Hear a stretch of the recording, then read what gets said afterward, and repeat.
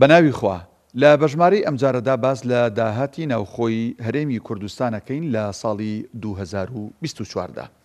بێگومان حکومەتی هەرێمی کوردستان 4 تریلیۆن و 742 میلیارد دینار داهاتی بووە لە ساڵی 2024 داواتە مانگانە 395 میلیارد دینار داهاتی بووە لە کاتێکدا حکومەت دەیوت داهاتمان مانگانە 350 میلیارد دینارە بەڵام بەپێی میزان مڕاجعە دەرکەوتووە 395 میلیارد دینار داهاتی بووە. باش لەم 4 تریلیۆن دینارە بزانین حکومەتی هەرێم چی لێ سەرف کردو و چی ماوەتەوە. دەڵێت 960 میلیارم بۆ تەواوکردنی موچە دابین کردووە. دەڵێت حکومەتی عراق هەندێک مانگ تەواوی موچەی نەناردووە بۆیە من بە کۆی ساڵەکە 960 میلیارد دینارم بۆ تەواوکاری موچە سەرف کردووە.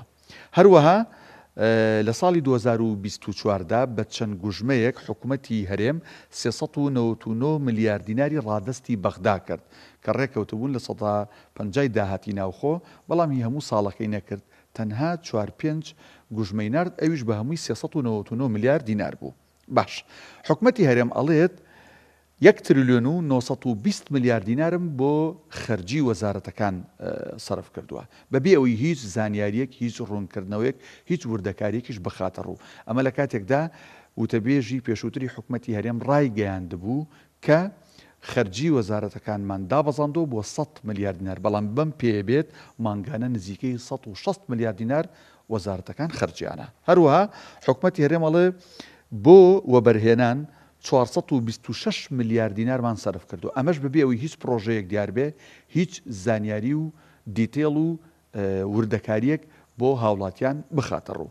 ئەگەر ئەمانە لە 4 تریلیۆن دینارەکە دەربکەین بێگومان زیاتر لە 1 تریلیۆن و 370 میلیارد دینار ئەمێنێتەوە کە نازانرێت حکومەتی هەرێم ئەم پارەی کە ماوەتەوە چی لێ کردووە لە کاتێکدا موچەی موچەخۆرانی بۆ مانگی 12 ساڵی ڕابرد و ساڵی 2024 دابش نەکرد.